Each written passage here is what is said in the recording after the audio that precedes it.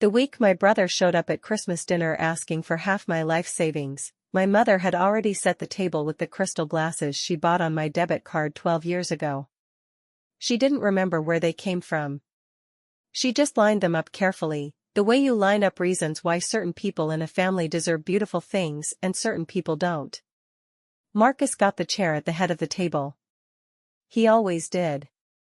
I got the folding seat near the sliding back door, the one that never shut all the way and let the December cold seep in along the bottom. My name sits on a mortgage my family has spent a decade calling their son's house. Nobody at that table knew what I knew that night. And the thing that changed everything, the thing that finally turned the whole story on its head, wasn't a confrontation or a confession. It was a letter I had mailed 4 days earlier to a bank in Cincinnati. But I'm getting ahead of myself. Stay with me. Welcome back. I'm Danielle.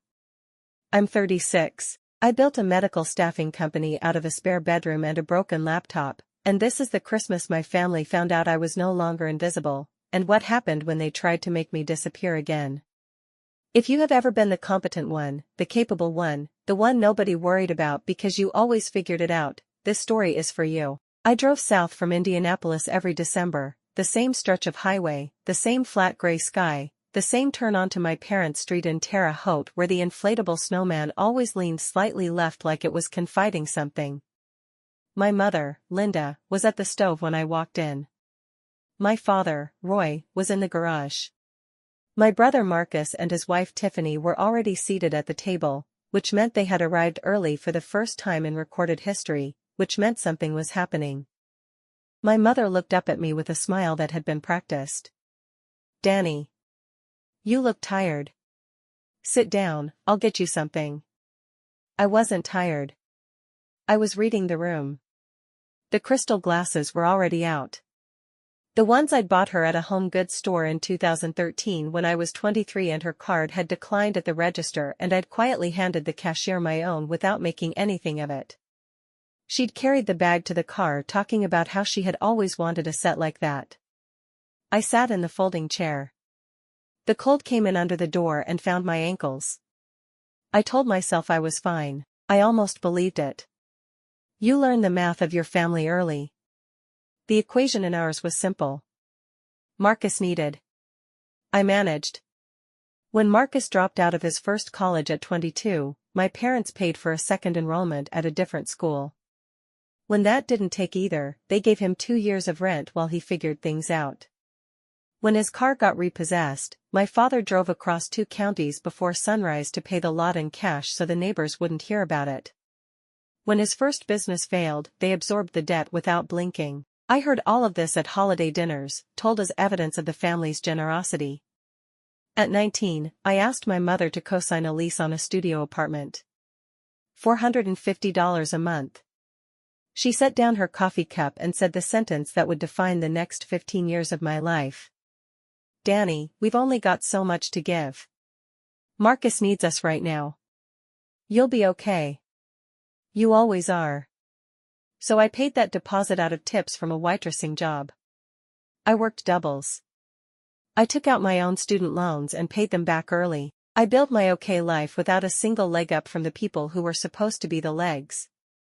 Every Christmas I drove back and watched Marcus get a little more.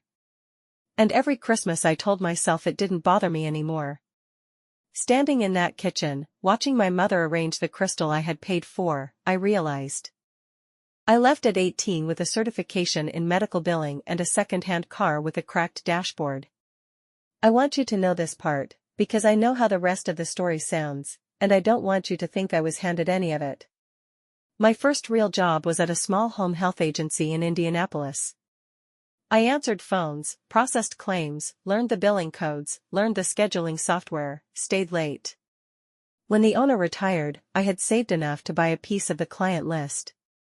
I ran it from my kitchen table for 2 years. The company I built was called Meridian Care Staffing. We placed certified nursing assistants, home health aides, and medical support staff across 4 counties. What made us different, the thing the bigger agencies couldn't figure out, was that we actually kept people. We paid better, scheduled more consistently, and treated our workers like the professionals they were. I learned everything the hard way and on purpose. Payroll law at midnight. State licensing on weekends. Insurance credentialing over lunch. After 9 years, Meridian had over 100 placed staff, a sterling compliance record, and a reputation in the industry that was worth more than anything on the balance sheet. When a regional health services group made an offer, I spent 3 months in negotiation. The one term I refused to move on, every single worker kept their position and benefits through the transition. The acquiring company agreed. Meridian sold for $22 million. I sat in the parking garage of my attorney's office and called my friend Rosalie, who had watched me build the whole thing from the kitchen table days, and told her the number. She screamed into the phone for a long time. I didn't call my mother. I didn't call Marcus. I already knew what that phone call would cost me. I left at 18 with a certification in medical billing and a second-hand car with a cracked dashboard. I want you to know this part, because I know how the rest of the story sounds, and I don't want you to think I was handed any of it. My first real job was at a small home health agency in Indianapolis. I answered phones, processed claims, learned the billing codes, learned the scheduling software, stayed late. When the owner retired, I had saved enough to buy a piece of the client list. I ran it from my kitchen table for 2 years. The company I built was called Meridian Care Staffing. We placed certified nursing assistants, home health aides, and medical support staff across 4 counties. What made us different, the thing the bigger agencies couldn't figure out, was that we actually kept people. We paid better, scheduled more consistently, and treated our workers like the professionals they were. I learned everything the hard way and on purpose. Payroll law at midnight. State licensing on weekends. Insurance credentialing over lunch. After 9 years, Meridian had over 100 placed staff, a sterling compliance record, and a reputation in the industry that was worth more than anything on the balance sheet. When a regional health services group made an offer, I spent 3 months in negotiation. The one term I refused to move on, every single worker kept their position and benefits through the transition. The acquiring company agreed. Meridian sold for $22 million. I sat in the parking garage of my attorney's office and called my friend Rosalie, who had watched me build the whole thing from the kitchen table days, and told her the number. She screamed into the phone for a long time. I didn't call my mother. I didn't call Marcus. I already knew what that phone call would cost me. Aaron Webb was a real estate and family law attorney who practiced above a print shop in downtown Indianapolis. He was in his 60s, with the unflappable quality of a man who had watched ordinary families do extraordinary things to each other across a conference table for 30 years. I laid everything out. The co-borrower signature, not co-signer. I want you to understand the difference because it matters. A co-signer backs a debt. A co-borrower owns a share. I had signed as a co-borrower at 24, when my parents drove to Indianapolis with a manila folder and a plan. Marcus had found a house he wanted. A 3-bedroom ranch with a 2-car garage, listed at a price a 26-year-old with 2 failed business ventures and a credit score in the low 5s could not touch on his own. My parents could not carry it either. But I had 2 years of clean billing history and a small savings account.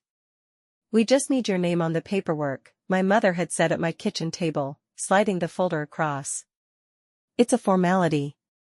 You have good credit. It protects the family. My father had added the line that closed it. You'd be giving your brother a foundation, you've already built yours. I was 24. I wanted more than almost anything to be the daughter who helped instead of the one who was simply expected to survive. So I signed. I also put $3,500 of my own savings into the down payment, because the gift funds they'd promised fell through the week of closing. They told me I'd be removed from the loan in 2 years, once Marcus got stable. I believed them. Aaron listened to all of it without interrupting, which is rare. You're a co-borrower, he said when I finished. Your name is on the note and, almost certainly, on the title. That's not a favor you did for your brother. That's ownership. I sat with that word. Ownership. I had spent 11 years thinking of myself as Marcus's safety net. A burden I had chosen to carry, Aaron was telling me I was, legally, half of what they'd been calling his house. What are my options? I asked.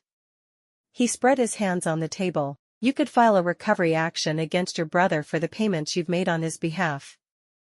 You could petition to force a sale and recover your equity. You could do quite a lot. He paused. But before you choose the loudest option, he said carefully, I'd ask you to think about what you actually want to walk away with.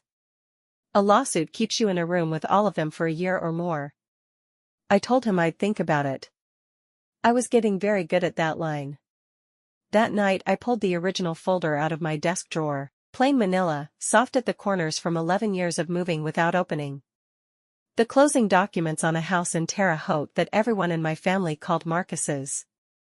I read every page slowly, the way I had learned to read a contract, looking for the thing that matters. Page 3 was the note. And there, beside Marcus's looping signature, was mine. Danielle Reyes. 24 years old. In blue ink. Careful. The signature of a woman who thought she was finally being trusted with something permanent. Co-borrower. Not a helper. Not a formality. An owner. Then I opened the notebook. I had kept it in the left drawer of my desk for 11 years. Not because I planned to use it, I had never planned to use it. I kept it because I had spent years working in a field where you chart everything, where you write down what you give so you don't lose track of what the body has taken. Old habit. Practical habit. I added it up for the first time. I had never let myself do the total before. $63,840. That was what I had poured into Marcus's house, quietly, over 11 years, covering the months he came up short, keeping the loan from going delinquent, protecting my credit, the same credit I was using to build Meridian from nothing. Marcus never knew. My parents never knew. They were busy telling the neighbors how they had bought their son a house, while the daughter they swore didn't need anything was the one keeping the roof on it. I sat with those numbers for a long time. Outside, my own street was dark and paid for. I thought about every Christmas I had driven back to that table feeling like the one who had never quite measured up, when the truth was the precise opposite. I was not the family's forgotten one. I was its infrastructure. They had just built the whole house facing another direction so nobody would ever have to look at me. Something settled in me. Very still. Not angry. Still. I had a mentor, not a blood mentor, but the kind that matters more. Her name was Rosalie's grandmother, Evelyn, 89 years old, sharp as a new blade, with the specific patience of a woman who has outlasted every storm she was told would break her. I drove to see Evelyn the week before Christmas. I told her everything. The sale. The house. The notebook. The lawyer. All of it. She listened with her hands folded, a cup of tea going cold on the table beside her. When I finished, she didn't tell me I was right. She asked me a question instead. Danny, she said, what do you actually want? Not what they deserve. What do you want? I started to say I wanted them to understand what I had carried. She shook her head gently. That's not the same thing. You want a lawsuit so they'll finally see you. But a courtroom is still their kitchen. You'd just be arguing from a different chair. She picked up her tea. You've spent your whole life performing for people who left before the curtain went up. Even your revenge is a performance. I went quiet. Stop trying to make them see you, she said. Stop holding up the house. Set it down. The house will explain everything you've been too generous to say. I drove home slowly. Somewhere on the interstate, with the heat on and the radio off, something shifted into place. I did not need a lawsuit. I did not need a courtroom or a speech or a single raised voice. I just needed to stop being the floor. Here's what I understood. For 11 years, the only thing keeping Marcus's house standing was me, quietly bridging the gap whenever the payment came up short. The loan had never gone delinquent because I had never let it. If I simply stopped, the truth would arrive on its own. Marcus would fall behind the way he always did, and this time there would be nothing to catch it. The only exit would be the one I had pointed to for a decade, refinance the loan into his name alone. Which he could not do. I called Aaron and told him I was changing course. No lawsuit. He went quiet for a moment. Tell me, he said, and I heard something in his voice that sounded like respect. 2 things. Both lawful. First, I would stop covering shortfalls effective immediately. Second, I would notify the loan servicer in writing that I was no longer subsidizing the account and request the formal process for releasing my interest. You're completely within your rights, Aaron said. A co-borrower is under no legal obligation to subsidize another co-borrower indefinitely. We drafted the letter that afternoon. It was short. Unremarkable. The kind of document that changes a life without raising its voice. I mailed it 4 days before Christmas, on a Tuesday, at a post office near my office. No one was watching. No one knew. There was no dramatic moment. The floor was already gone by the time I drove down to Terre Haute for the holiday. The house was already falling. My family just couldn't feel it yet. That brings me back to the kitchen. The crystal glasses. The folding chair. We were halfway through dinner when Tiffany set down her fork and smiled at me with the specific brightness of someone who has been waiting. Are we going to talk about the Meridian sale? She said to the table. The starburst clock on the wall ticked into the silence. My father stopped chewing. My mother's hand went to the collar of her blouse. Marcus looked at me like I had been hiding an entirely different face. So I told them. Plainly. I built the company. I sold it. It was a good outcome. I kept it short, the way Evelyn had taught me, and I watched the temperature of the room change in real time.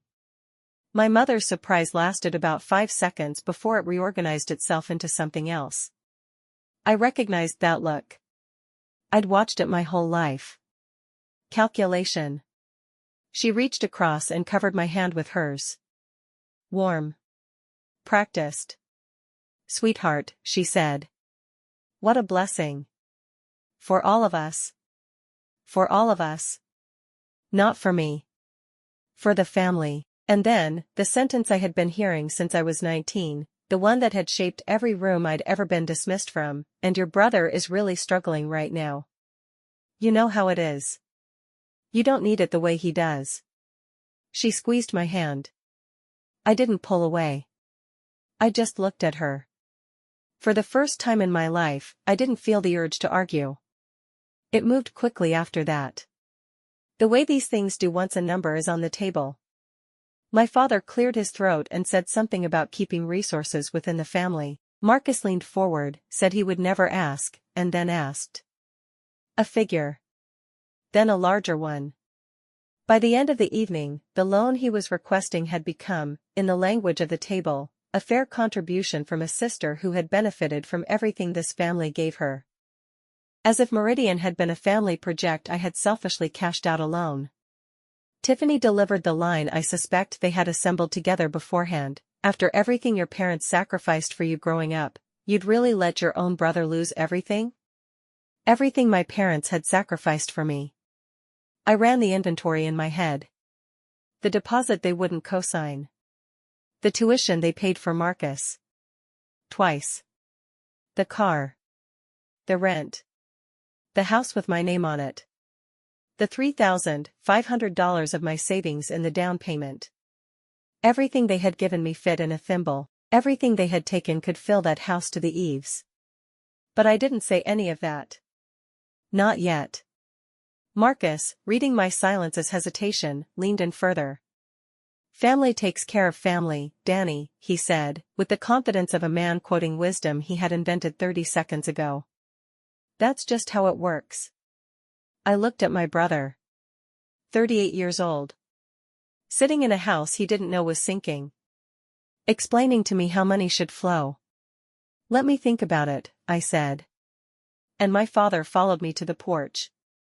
The sliding door shut behind us. It didn't latch, the way it never had, and the cold air came in around the frame. My father stood with his hands in his jacket pockets, looking at the yard. Your mother pushes too hard, he said. He was quiet for a moment. I know it hasn't been equal. Between you two. I know that. Something loosened in my chest against my will. I waited. For one long second I thought my father was going to apologize, and I understood how badly I had wanted that my entire life. He sighed. But you came out fine. You always land right side up. Marcus, he stopped. He's not built the way you are, never has been. There it was. The kindest possible version of the same arithmetic. My strength was the reason I deserved less. His softness was the reason he deserved more. As if Meridian had been a family project I had selfishly cashed out alone. Tiffany delivered the line I suspect they had assembled together beforehand. After everything your parents sacrificed for you growing up, you'd really let your own brother lose everything? Everything my parents had sacrificed for me. I ran the inventory in my head. The deposit they wouldn't co-sign. The tuition they paid for Marcus. Twice. The car. The rent.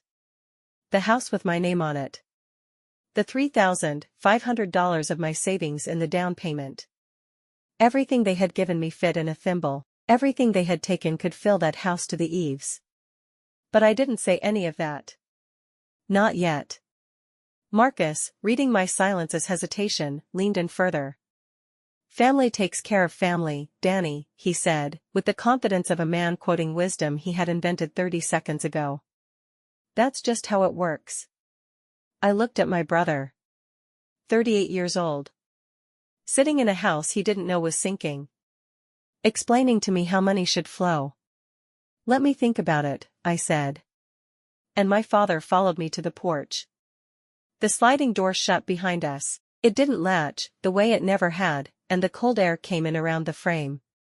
My father stood with his hands in his jacket pockets, looking at the yard.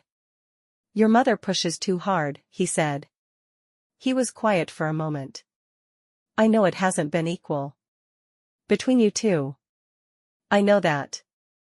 Something loosened in my chest against my will. I waited.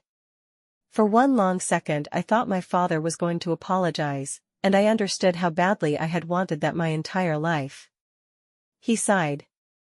But you came out fine. You always land right side up. Marcus, he stopped. He's not built the way you are, never has been. There it was. The kindest possible version of the same arithmetic. My strength was the reason I deserved less. His softness was the reason he deserved more. Then why? Because I've been the reason you qualified, I said.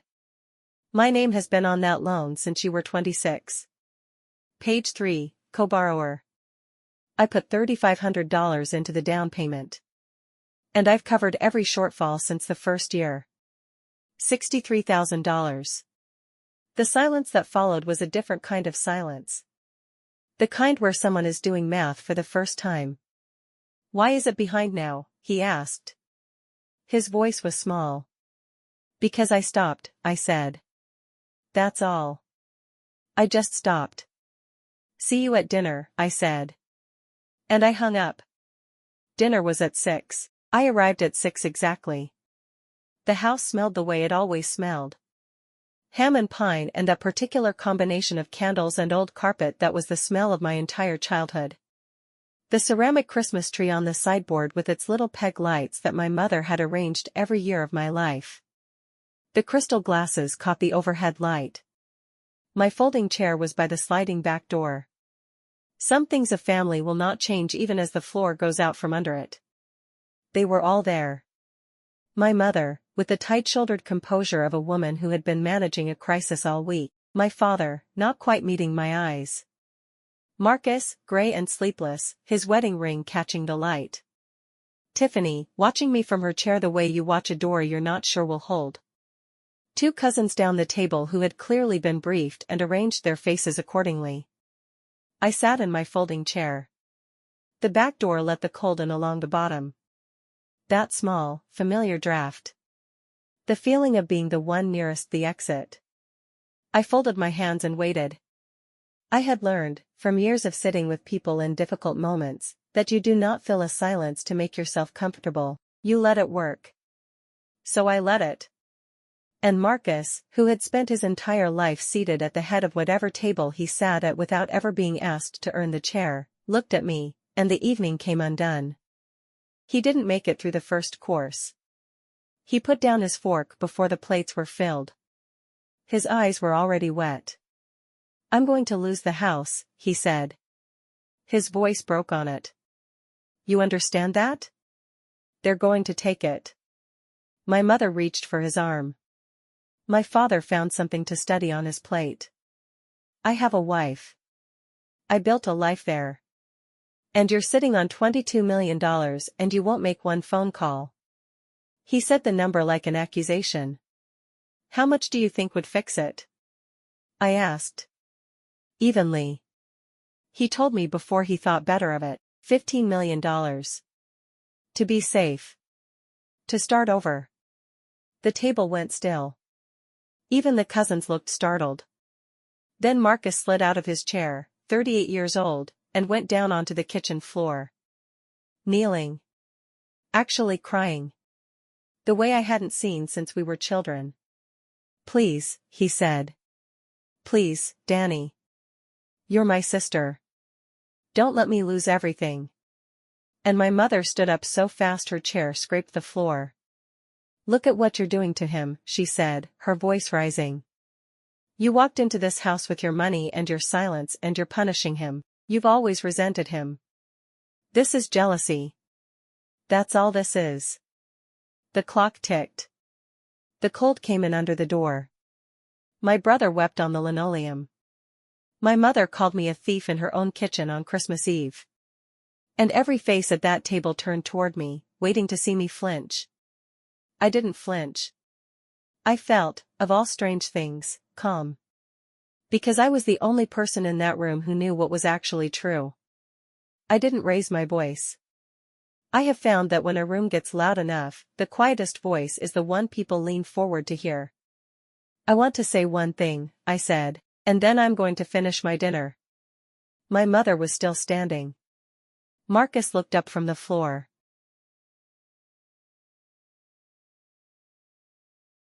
"That house," I said, "has had two names on the loan for 11 years. Marcus's and mine. I am not a co-signer. I am a co-borrower.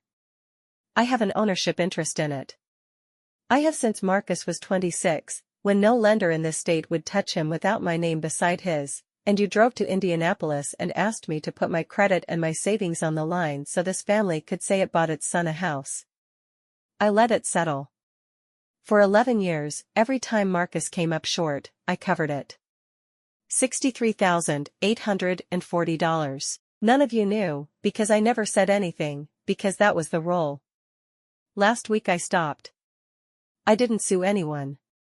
I didn't take a single dollar from this family. I simply stopped paying for a house that was never supposed to be mine to carry."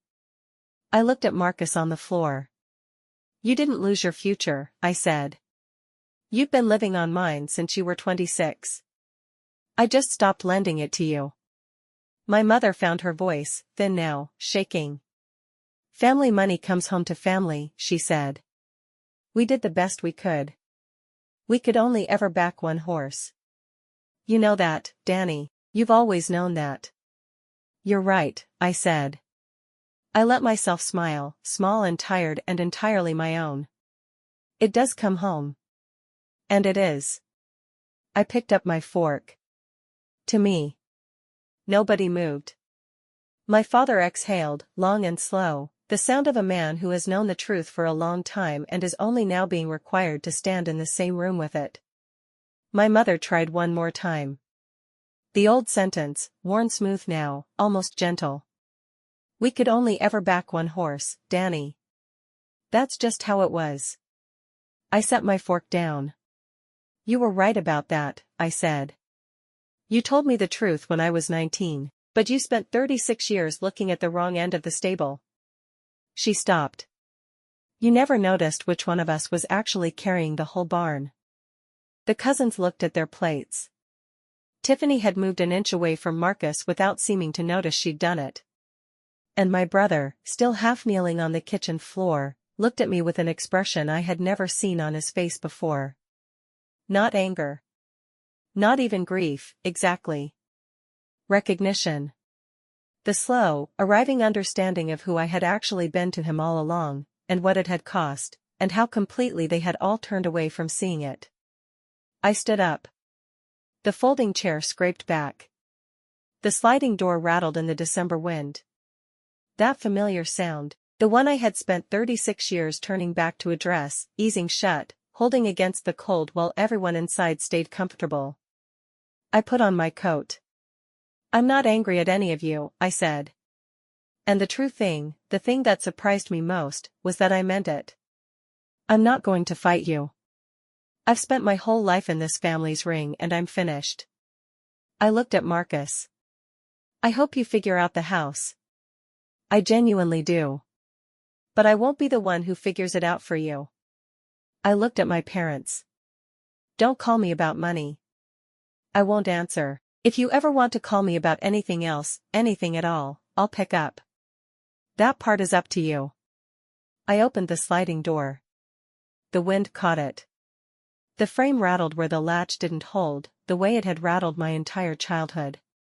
Every Christmas, every Sunday dinner, every time the cold came through and I was the one who got up and held it shut. I stepped out onto the porch. I let the door swing. I walked down the steps into the cold, clean night, and behind me the door banged twice against the frame, loose and unlatched, and I did not turn around. For the first time in 36 years, the latch was someone else's problem. Marcus couldn't refinance. Of course he couldn't. The servicer followed its process. Notices, then a cure window, then the slow movement of institutional machinery toward recovery. Marcus couldn't bring the account current alone and there was no quiet transfer from Indianapolis coming to rescue him. By late spring, the house was listed. It sold in May to a young family with a toddler and another on the way. I liked that. The maple tree in the backyard deserved better than what it had been shading. When the loan closed, my name came off the note. 11 years, resolved in a single line on a settlement statement. My mother and father downsized quietly the following fall. Tiffany left Marcus within the year. She had been loyal to a life, and when the life changed, so did she. Marcus rents now, in a small apartment across town, and from what I hear he is learning the financial arithmetic the rest of us figured out much earlier. I didn't celebrate any of it. There is no joy in watching the seams you didn't sew pull apart. But I slept. God, I slept. I kept most of what I had earned, and I did one thing with a portion of it that mattered to me entirely. I established a scholarship for women pursuing medical billing and health administration certifications, the kind of work I had done to get myself out, the kind of work nobody thinks to fund. I named it the Evelyn Morrison Scholarship, after the woman who had asked me the right question at the right moment. Evelyn came to the first ceremony in her best cardigan. When they read her name aloud, she gripped my hand and said, "There. Now that's something that'll outlast both of us." My parents weren't there, they didn't know about it. And for the first time, that absence didn't feel like a wound. It just felt like quiet. The good kind. I want to leave you with the thing I wish I had understood at 19, sitting in the drafty chair by the door that didn't latch. The day you finally stop catching people who were perfectly content to let you discover the thing they spent years hoping you'd never figure out. You were never the one who needed saving. You can stand. You always could. That's the story of how one woman took her name back. The crystal glasses nobody remembered she'd paid for. Page 3. Her name in blue ink at 24. $63,840 nobody ever said thank you for. If you have ever been the net a family forgot was there, hear me, you are allowed to step aside and let them learn to stand on their own. Share this with someone who's still holding a house that was never theirs to carry. And subscribe. Your story matters too.